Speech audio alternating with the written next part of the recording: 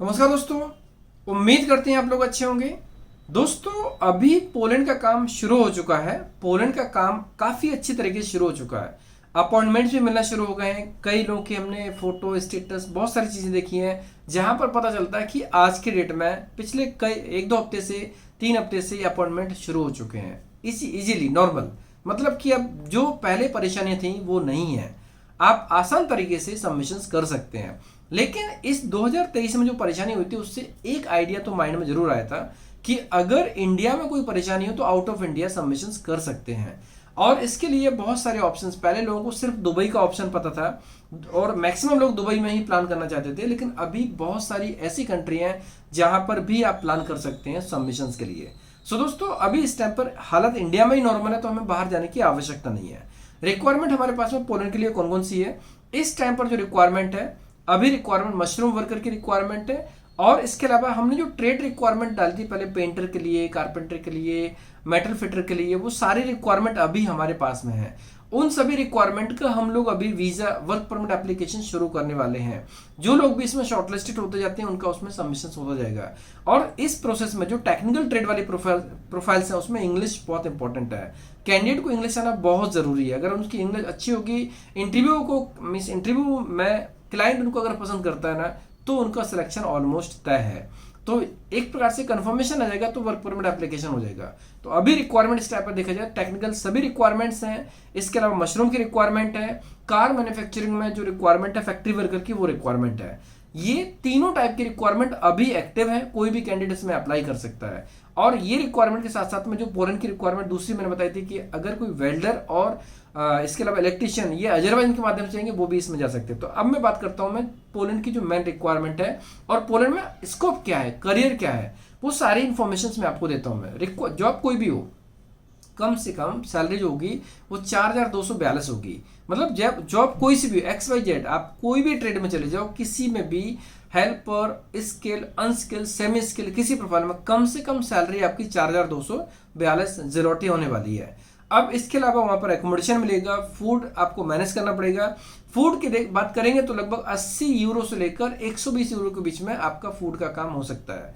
अब ये डिपेंड करता है कि कोई भी खर्चे की कोई लिमिट नहीं होती, लेकिन जो वहां पर लोग हैं उनसे मैं बात करता हूं तो इतने में वो मैनेज कर सकते हैं। 80 यूरो से 120 यूरो के बीच में उनका मंथली खर्चा हो जाता है फूड के ऊपर।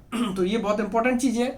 आप अपना कैलकुलेशन खुद कर सकते हैं कि आपको कितने में मैनेज करना है। दूसरा, यहाँ पर सैलरी जो मिलती है, सैलरी टैक्स के बाद जो मिलती है, मैं आपको एक एक्सपीरियंस शेयर करता हूं मैं कि जो लोग 2022 में 2021 में गए थे, 21 में 2022 की बात करते हैं, जो 2022 एंड में गए थे उन लोगों की सैलरी आज के टाइम पर लगभग लगभग 1.5 लाख, 1.25 लाख इंडियन रुपी में है। 1.25 लाख से लेकर 1.25 लाख के बीच में इंडियन रुपी में उनकी इनकम है।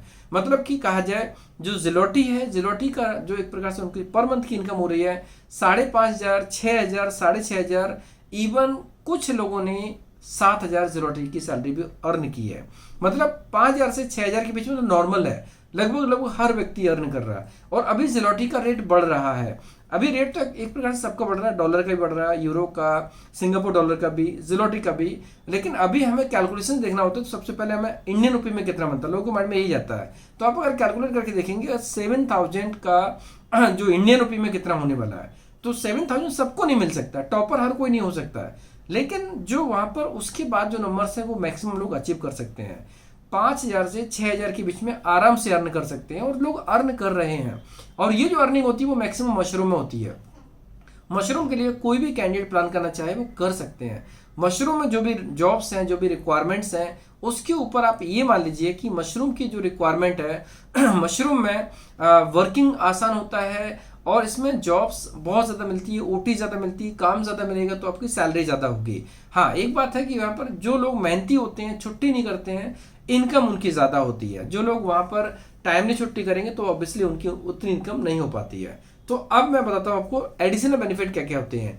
अगर आपने डेडिकेटेड होकर वहाँ पर काम किया तो क्लाइंट जो एम्प्लॉयर है, एम्प्लॉयर आपको पूरा सपोर्ट करता है। कभी कभी जब जैसे जो भी चीज़ें होती हैं आप ग्रोथ की बात करते हैं, कुछ अलाउंसेस होते हैं, कुछ एनुअल अलाउंसेस होते हैं, कुछ मंथली अलाउंसेस होते हैं, वो उनको मिलते हैं जिनकी परफॉर्मेंस अच्छी होती है और बिहेवियर अच्छा होता है। तो इसीलिए मैंने कुछ लोगों से ये भी सुना है कि वहाँ पर जो मैरिड लोग होते हैं, जिनके बच्चे होते हैं, वहाँ की गवर्नमेंट बच्चों के लिए भी कुछ अलाउंसेस देती है। आप सोचो कितनी अच्छी बात है, यूरोप में बच्चों के लिए भी अलाउंसेस देते हैं, तो करियर तो बहुत अच्छा बन सकता है, आप फैमिली को अच्छा सपोर्ट कर सकते हैं। पोलैंड एक डेफिनेटली एक बहुत अच्छी डेस्टिनेशन है। बीच में थोड़ी परेशानी हो गई थी, लेकिन अब बहुत शानदार तरीके से शुरू हो रहा है। तो अभी मशरूम की रिक्वायरमेंट है, मशरूम वर्कर की, फैक्ट्री वर्कर की रिक्वायरमेंट है कार मैन्युफैक्चरिंग के लिए, और इसके अलावा जो ट्रेड रिक्वायरमेंट्स है, जैसे वेल्डर है, जैसे पाइप फिटर है, पेंटर है, कारपेंटर है, ये सभी रिक्वायरमेंट अभी एक्टिव हैं। सो जो लोग भी इसमें अप्लाई करना चाहते हैं कर सकते हैं। अब यहाँ पर मैं एक पॉइंटर बोलना चाहूंगा, मैंने एक वीडियो और बनाया था कि जिन लोगों ने पहले पोलैंड में अप्लाई किया था वो लोग भी इसमें अप्लाई कर सकते हैं, उनको उसका पूरा पूरा एडवांटेज मिलेगा। एडवांटेज क्या है उसके लिए पहले वाला वीडियो जरूर देख लें, बाकी वो अप्लाई करेंगे इसका उनको लाभ मिलेगा, 100% लाभ मिलेगा। और उसमें से 3 पॉइंट मैंने मेंशन किए हुए हैं, वो 3 पॉइंट शॉर्ट में बताता हूं मैं, डिटेल में आप वीडियो में देख लेना। पहला पॉइंट ये है कि उनका जो भी पेनल्टी कटा हुआ, जिन्होंने कैंसिल किया था उनको रिफंड मिल गया था, उनकी बात कर रहा हूं मैं, कि उनको जो उनका पेनल्टी है वो उनको यहाँ पर डिस्काउंट रूप में मिलेगा। फाइनल पेमेंट करने से पहले उनको उतना पेमेंट कम करना होगा। दूसरा पॉइंट ये कि वो एक प्रकार से देखा जाए किसी भी जो इस प्रोसेस में अप्लाई कर रहे हैं ना, अगर जनरली ऑब्वियसली हर कोई वीजा लगाने के लिए प्रोसेस करेगा, वीजा लगना चाहिए, लेकिन इन केस अगर 1% वीजा नहीं लगता है तो उनका एक सिंगल रुपया नहीं कटेगा। गवर्नमेंट की फी भी हम लोग अपने पॉकेट से भरेंगे उनके लिए, क्योंकि उन्होंने 2023 में काफी चीजें बर्दाश्त की थी। 2023 में बहुत परेशानियां हुई थी, एक प्रकार से फाइनेंशियली क्राइसिस था काफी लोगों के लिए। तो जो लोग भी प्लान करना चाहते हैं उनके लिए डेफिनेटली ये बहुत इंपॉर्टेंट पॉइंट रहेगा। और थर्ड पॉइंट है कि वो अपने फैमिली पर्सन को भी रिकमेंड कर सकते हैं, जिनका ब्लड रिलेशन होगा, जिनका खून का रिश्ता है, उनको रिकमेंड कर सकते हैं। डिटेल के लिए आप वीडियो को देख लें।